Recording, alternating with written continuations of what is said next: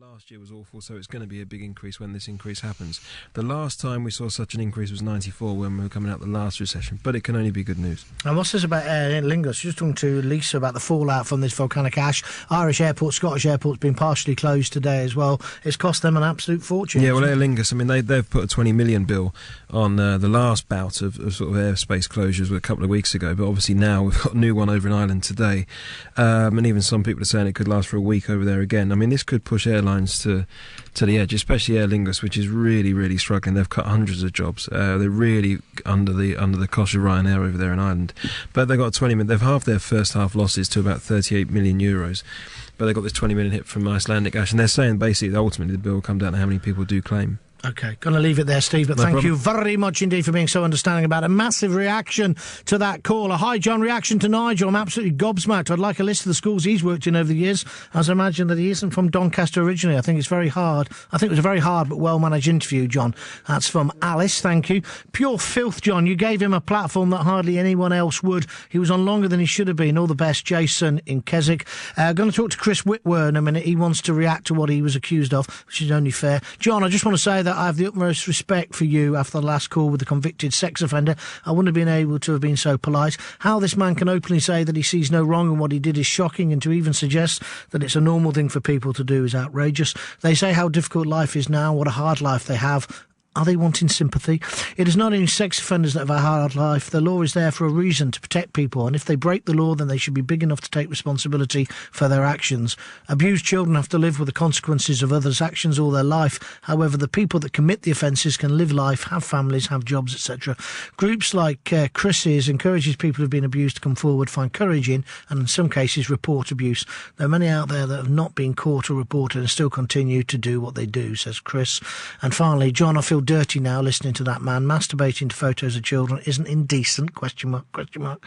I'm speechless, says Steve in Basildon. And then Ann Gardner says, that caller is unreal. He needs a very lot of help. He also accused Chris Whitwer, the man who set up these Facebook groups, of being an ex-football hooligan. He's rang in. He wants to react to that. Hello, Chris. Hi, John. You all right? Yeah, sort of. What do you want to say?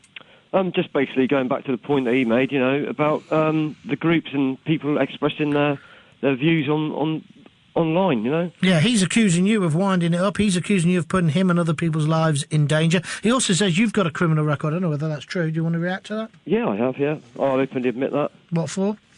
Being a football hooligan. How long ago? About 8 years ago, before I actually owned a pub. Okay. I've owned a pub since then, you know? OK, so you're not doing anything like that anymore? No. You served your time. Did you go down for it? No, I didn't, no. OK, what did you get? I've got a 5-year ban from every ground in the country. OK, so now you can watch football? Yep. OK, what did you make of Nigel in Doncaster? Exactly what they all are when they get released from prison. The sex offenders register, when they sign on, does that actually monitor them? Does that actually stop them from continuing what they were doing before they went into prison? Well, by the same token, he says he didn't really get any help when he was in prison, didn't he? Yeah, because that's another thing. The government will not help people. I mean, he said it wasn't a crime what he was doing. Yeah, he did say that. You know, yeah. that is unbelievable. That's he said we're all sexually attracted to children. And then I said, well, I'm not to people under 16. Then he tried to make out it was under 18. But either way, I don't really understand the point you're saying, because the age of consent in this country is 16. So he's obviously talking younger. Then he said he had photos of kids putting cream onto babies. Exactly. And I mean, you know, if people realise that people will get shown for who they are and what they have done, I'm sure it's going to be more of a deterrent than any prison sentence would ever be, you know? Any regrets from hearing the people today who we've had on the show? I mean, we've had a range of opinion. Even Deirdre says that she didn't really think you should be doing it. It should be down to the authorities. The same thing was said by Childline. What would you say to those people? John, we've waited 20 years for the government to do something about this, and they still haven't. This new Sarah's law that's being brought in across the counties, if you look into it deeply, it's just the winners. It's just to win the votes just before an election. They won't tell you who's living in your street. So as far as you're concerned, we need a full Sarah's law, and until we get it, you're going to carry on with your Facebook group? Of course I am. Has it been taken down yet today again? How many members have you got now? 70-odd thousand now. Interesting talking to you, Chris. No doubt we'll speak again. Lovely. Thank you for taking the time, and thank you for putting your side of the argument. That's Chris Whitwer in Exmouth in Devon. He openly admitted there. He said, yeah, the charge is right. I was a football hooligan. I was banned from every single football stadium in the country for 5 years. That was 8 years ago. What an amazing programme today. Got to be one of the best programmes we've ever done on St Talk Miles. You can come in again. You're a good luck chap. It was amazing. I don't know about you. I don't know. I don't know whether I was right to let that guy carry on talking about it.